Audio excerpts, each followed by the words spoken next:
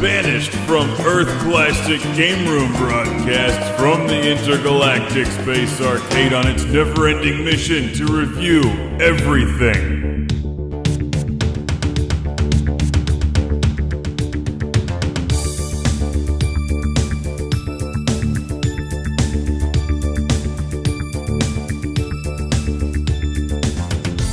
Welcome to Classic Game Room, where it's time to break bricks on your Famicom disk system. This is like Konami's answer to Arkanoid. It's known as CRACKOUT in the West. In fact, it says so in Sharpie on the back. I love that the Western title of the game is CRACKOUT.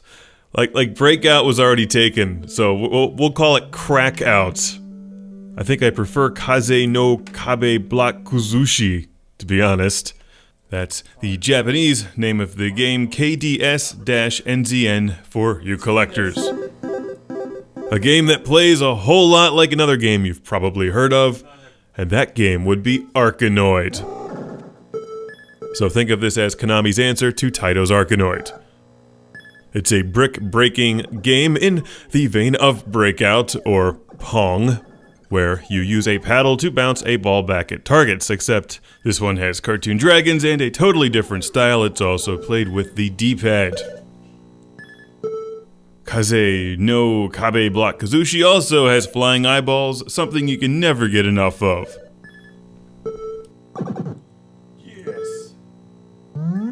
What you do is simple. You bounce the ball back at the bricks, break them, score points, and move on to the next level while collecting power-ups that fall from broken bricks.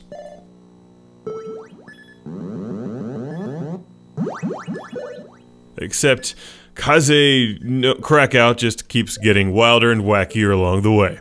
And it's such a blatant Arkanoid ripoff, but it is stylish, and it's fun even if it's a little bit slow compared to many of its other brick-breaking competitors. It actually has the exact same problem with Arkanoid, and I love Arkanoid, but you get to that one last brick, which is just a complete pain in the ass to hit. And the game seems to take forever. Yeah! So learn to aim using the paddle. Bouncing the ball on the side of the paddle makes it go left or right. And the power-ups are, of course, critical. Also, like Arkanoid, the game picks up speed the longer you're playing on a level. I like the cheerful music, and I love the save game feature. I have no idea if CRACKOUT has it. I have not played the Western release. But I checked on eBay, and the Japanese version here and CRACKOUT are both super cheap and easy to collect. And if you love Arkanoid or Breakout, I would give it a shot. It's got some different features and clever enemies that make it interesting, like these numbers that you have to hit to clear them off the screen.